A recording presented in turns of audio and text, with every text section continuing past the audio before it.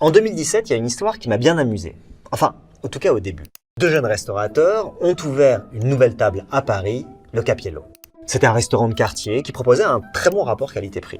Tellement bon que par le jeu combiné de la notation et des algorithmes, le restaurant s'est retrouvé propulsé sur le site TripAdvisor en tête des meilleurs restaurants parisiens. Soudainement, 1 million de personnes se sont connectées à sa page chaque mois et donc les 20 couverts ont été réservés pour 6 mois. Alors une chance, ouais, enfin pour un temps seulement. Assez vite, la logique s'est inversée parce que les clients qui pensaient entrer dans un restaurant gastronomique se sont retrouvés à devoir mettre leur manteau sur leur chaise, à manger dans un cadre simple. Et selon les commentaires de certains, la mousse au chocolat était immangeable. Pour les jeunes restaurateurs, c'est devenu l'enfer et par ailleurs, le restaurant est aujourd'hui fermé. Je crois que cette histoire raconte pas mal de choses sur un système qui est entré peu à peu dans nos vies et qu'on n'interroge plus, la notation.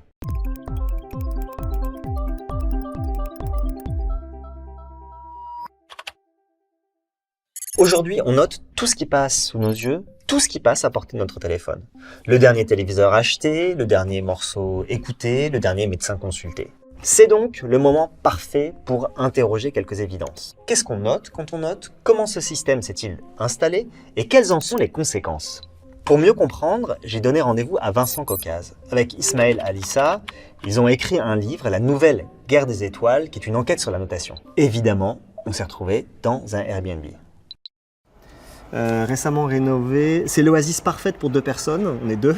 On va être bien, on va être très bien. On a vu, ils mettent quand même aussi un feedback papier. Ah oui, c'est drôle. En même temps, il n'y a qu'une seule. Enfin, tu fais quoi? Tu t'arraches la page? Je pense pas que ça soit très utilisé du coup. Et on a commencé par commander sur Uber Eats. Mais qu'est-ce qu'on va commander là? Très très bien, c'est ça une pâtisserie, ouais. Ah bah tiens, une pâtisserie, parfait. Et regarde, tu vois les trucs de commentaires Uber Eats, c'est intéressant ce qu'ils Les racontent. notes et évaluations sur les partenaires. Après chaque commande, l'utilisateur ayant passé la dite commande peut attribuer au partenaire un nombre d'étoiles allant de 1 à 5 en fonction de leur expérience. Commande reçue. Très bien. Alors, comment ça a commencé? Clairement, Amazon, fin des années 90, décide que tous les produits mis en vente sur sa plateforme, à l'époque que par Amazon, seront notés. So an example of what we do that's very unique is that we let customers review products on our website. So for example, somebody might review a book and they might say it's a terrible book. And we let those reviews be up there. And occasionally customers don't buy things because they have bad customer reviews. One of the things we try to do is be not just a store, but also a community, is we let neighbors help neighbors make purchase decisions. Voilà, Amazon a fait ce choix-là et effectivement, même dans la forme de ces étoiles, le design de ces étoiles, c'est celui qu'on retrouve en fait très majoritairement aujourd'hui. C'est-à-dire que c'est exactement les mêmes petites étoiles qui sont sur Google aujourd'hui, etc. Donc effectivement, Amazon a un peu aussi codifié ce qu'on retrouve aujourd'hui sur d'autres plateformes. Derrière ce qui n'apparaît que comme une petite innovation, c'est en fait un changement total de paradigme. Jusque-là, on pouvait considérer que revenait au marchand le rôle de conseiller les produits qu'il avait en magasin. Et bien là, c'est le consommateur lui-même qui va assumer cette fonction. La deuxième étape de cette accélération de la notation, c'est certainement les années 2010 et l'avènement de ce qu'on a appelé l'économie collaborative. Avec des plateformes comme Airbnb, TripAdvisor ou plein d'autres qui se présentent comme de simples intermédiaires entre particuliers, l'outil principal d'évaluation, ça va être la note. Parce que la note crée de la confiance. So today we are going to talk about how to become an Airbnb superhost and how to run a 5-star property. Ich werde euch in diesem Video jetzt 5 Strategien umsetzen können, die euch dabei helfen sollten, 5-Sterne-Bewertungen auf Airbnb. On va voir ensemble 6 astuces simples et efficaces pour vous permettre de faire passer vos annonces de ça à ça. Il y avait aussi une sorte d'idéal démocratique dans le modèle de ces plateformes. La critique n'était plus réservée à une toute petite caste de spécialistes snobinards. Tout le monde avait le droit de s'exprimer, mais même encore plus. La mise en commun des opinions de tous devait être Supérieure à celle de quelques experts forcément partiaux. Bad pillows, nice service, too hot, too cold. A review is just an opinion, right? Wrong. Et ouais, c'est la grande époque où on pensait qu'on allait mettre fin à la verticalité. Your awesome review is actually pretty awesome.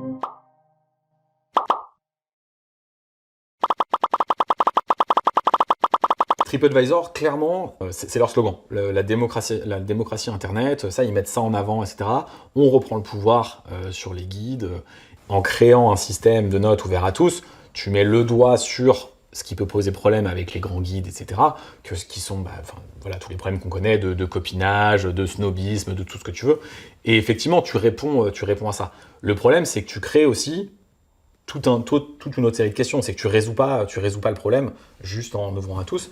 En fait, pour moi, ça se rapproche un peu du débat sur l'information qu'on a souvent aujourd'hui. C'est-à-dire que effectivement, avant, tu étais dans une situation où c'était TF1, France 2, quelques grands journaux qui décidaient ce qu'était l'actualité, ce qu'ils faisaient. Aujourd'hui, n'importe qui a un compte Twitter, une chaîne YouTube, etc., peut diffuser de l'information et tout. La situation précédente n'était pas satisfaisante. Pour autant, ce truc où tout le monde a le droit de raconter des choses intéressantes ou n'importe quoi en même temps, etc., je ne sais pas si c'est plus ou moins satisfaisant. Quand tout le monde évalue, ça pose quelques problèmes. D'abord, il y a ceux qui détournent le système, comme ces vendeurs qui proposent via des groupes Facebook à des gens de noter forcément très bien des produits en échange d'un remboursement, voire d'une petite rétribution. In this video, I'm showing you how to become a product tester and go and receive free products and maybe even get paid extra on top as well. Et puis, il y en a d'autres qui prennent plaisir à montrer les limites du système. Comme ce petit plaisantin britannique dont un job étudiant a consisté à écrire de faux commentaires pour des restaurants sur TripAdvisor, puis à créer de toutes pièces un restaurant qui n'a jamais existé et qui, à force de bonnes notations et de bons faux commentaires, est grimpé dans le classement du site. How would you suggest people see through that and get honest opinions on things? Because we rely on these websites and these apps. I think we're at a point now where just truth is overrated now in internet websites. Everywhere's all right. Just go on there and have fun. If I can turn my garden shed into a restaurant, then anything is possible. Par la suite, TripAdvisor et toutes les plateformes qui fonctionnent de cette manière ont crié au grand Dieu qu'elles allaient utiliser les algorithmes les plus perfectionnés pour lutter contre ce type de dérive. Mais de fait, on constate que les faux commentaires continuent de pulluler. Pourquoi ? Parce que tant que fondamentalement la confiance n'est pas remise en cause et que les ventes continuent, il n'y a pas grande raison de déployer des outils techniques qui coûtent une fortune pour lutter. Mais bon, tant que ça concerne que des objets, on est dans une simple question de droit du consommateur. Ça change avec Uber. Uber, ce qui est intéressant, c'est qu'effectivement, c'est les premiers à assumer aussi ouvertement le fait de noter une personne.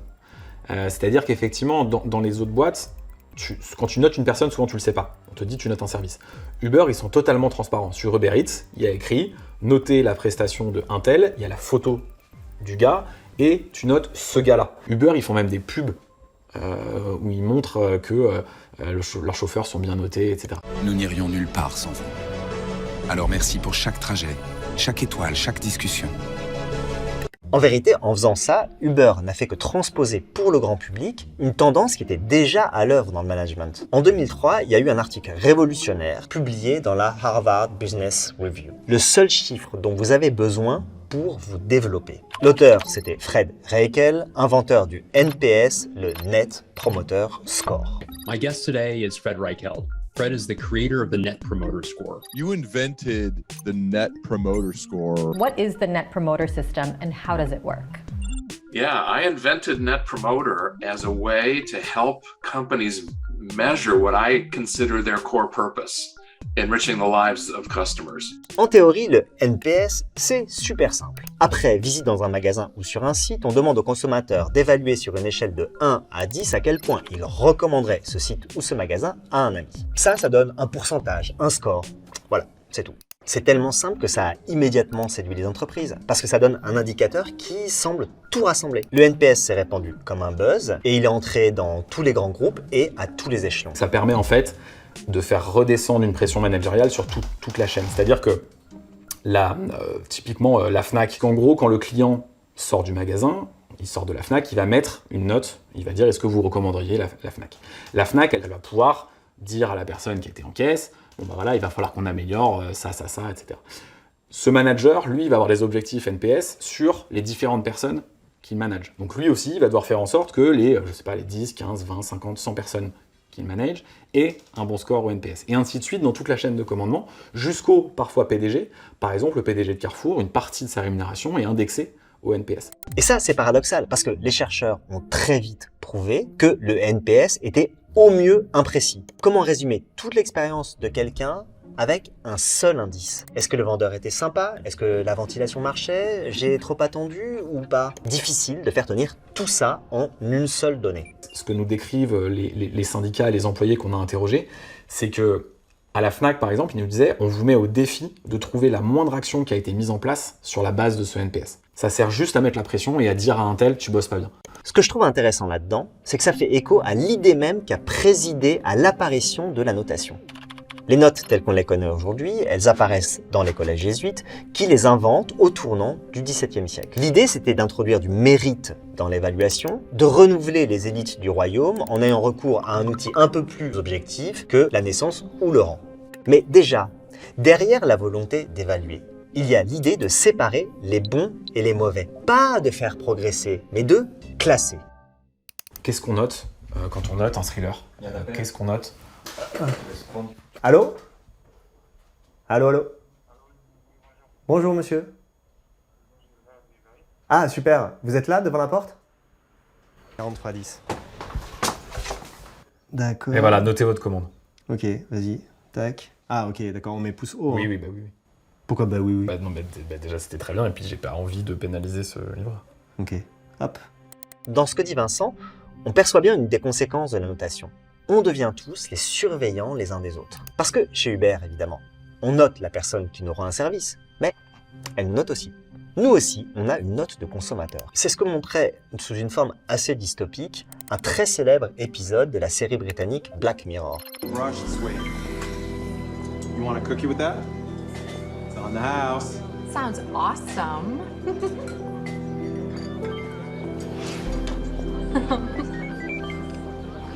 See you tomorrow, JJ. See you, Lacey.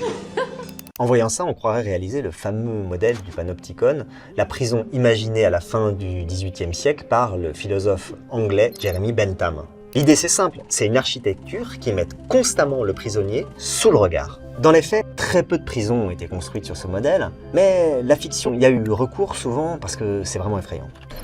But in M City, the guards are with us 24 hours a day. There's no privacy. Everybody sees what everybody's doing. Eyes are everywhere.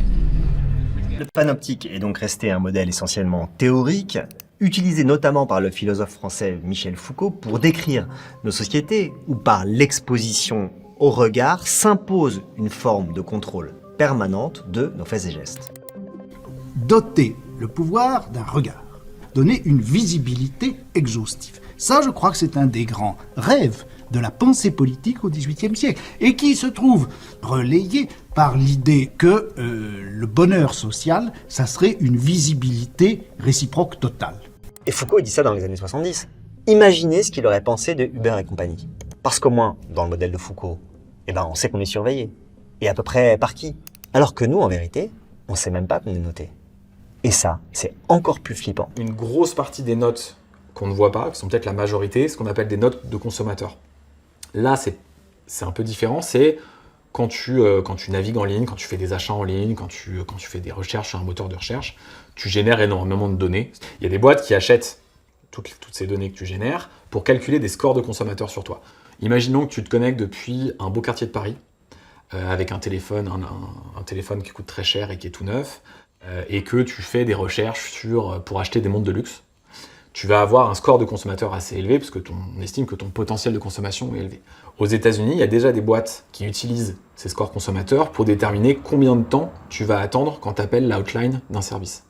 Donc des boîtes de téléphonie, par exemple, quand tu appelles parce que tu as un problème avec ta box ou avec ton téléphone, si tu as ton potentiel de consommation, donc tu as un bon score consommateur, tu auras tout de suite quelqu'un au téléphone.